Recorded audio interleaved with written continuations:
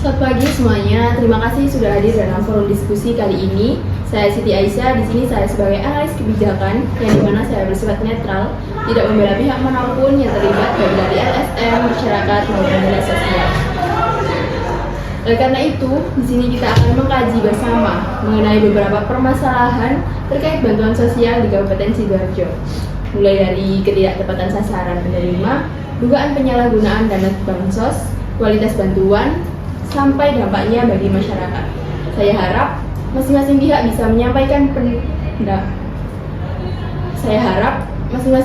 bisa menyampaikan pandangannya secara terbuka supaya kita bisa mencari solusi bersama.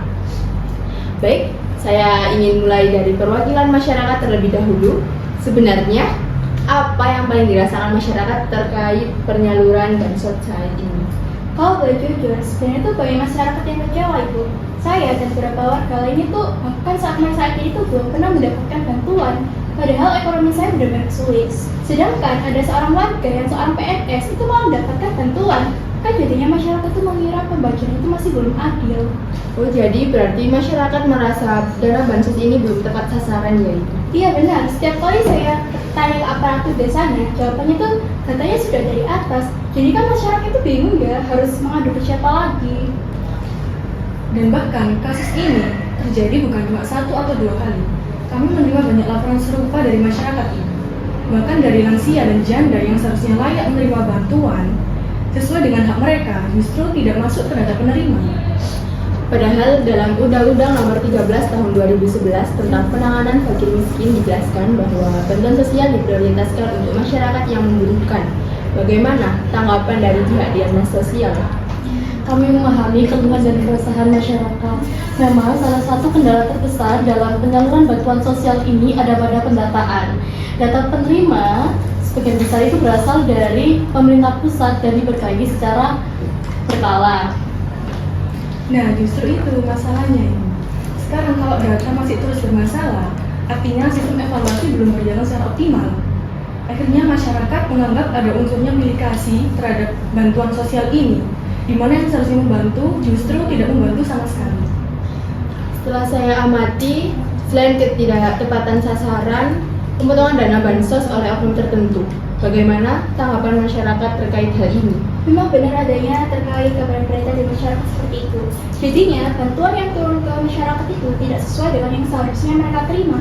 Sebenarnya sudah ada beberapa warga yang melapor, namun lebih banyak warga yang takut melapor, takutkan bantuan selanjutnya itu tidak akan diberikan lagi.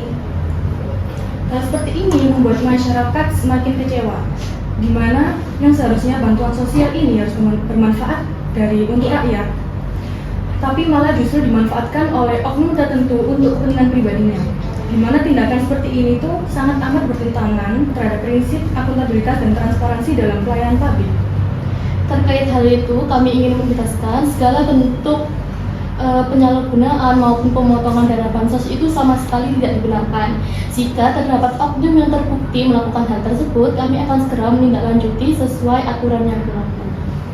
Nah, sekarang masalahnya Ibu ya, masyarakat sering merasa bahwa laporannya itu lambat untuk ditindaklanjuti. Akibatnya apa? Kepercayaan masyarakat terhadap pemerintah semakin menurun. Oke, berarti permasalahan bukan hanya soal bantuan, tapi juga soal kepercayaan publik terhadap pemerintah ya Ibu. Benar, jadinya masyarakat yang seperti kita tuh merasa suaranya itu tidak didengar, Ibu. Selain masalah penyaluran dan penyalahgunaan bansos, masyarakat juga mengeluh kualitas yang diterima. Bagaimana kondisi di lapangan saat ini? Ada beberapa warga yang mendapatkan bantuan berupa beras yang sangat tidak layak untuk dikonsumsi. Ada yang berbau, bahkan menggumpal. Jadinya masyarakat mengira tuh bantuan yang diberikan pemerintah itu cuma seadanya. Nah, menurut kami, pemerintah seharusnya memastikan kualitas bantuan terlebih dahulu sebelum bantuan tersebut diserahkan kepada masyarakat. Seperti itu kan? Untuk kualitas bantuan, kami itu biasanya bekerjasama dengan pihak distributor, yaitu Bulog. Jika di lapangan terdapat kualitas bantuan yang tidak layak, kami akan segera minta pengembalian dan kami akan melakukan evaluasi agar kualitas bantuan yang diterima oleh masyarakat untuk kedepannya bisa lebih baik. Tetapi menurut kami, ini menunjukkan bahwa pengecekan kualitas bantuan sebelum bantuan tersebut dibagikan kepada masyarakat itu masih kurang optimal. Seharusnya pemerintah harus memastikan kualitas bantuan terlebih dahulu sebelum diserahkan kepada masyarakat, bukan pemerintah baru bertindak setelah masyarakat protes. Benar, harusnya itu sangat layak dikonsumsi, bukan malah tidak layak, Ibu. Setelah saya melihat berbagai permasalahan tadi, kira-kira apa dampak sosial yang paling dirasakan oleh masyarakat? Dampak yang paling sering muncul itu timbulnya rasa iri dan konflik sosial antar warga, di mana ada beberapa warga yang merasa bahwa dirinya ini berhak untuk mendapatkan bantuan, namun kenyataannya malah tidak mendapatkan bantuan sama sekali.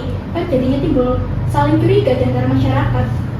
Nah, selain itu juga, kepercayaan masyarakat terhadap pemerintah juga semakin menurun. Karena apa? Karena masyarakat menganggap bahwa bantuan ini tidak diberikan secara adil. Jadi, masalah bansos ini ternyata bukan hanya soal bantuan, tetapi juga berdampak pada kondisi sosial masyarakat. Iya, Ibu, betul sekali. Kalau begitu, menurut masing-masing pihak, apa solusi yang baik untuk dilakukan pada masalah bansos ini? Menurut kami, pemerintah harus memperbaiki sistem pendataan dan membuka data penerima bansos secara transparansi. Agar apa? Agar masyarakat juga ikut mengawasi. Saya setuju sama yang dikatakan pihak LSM.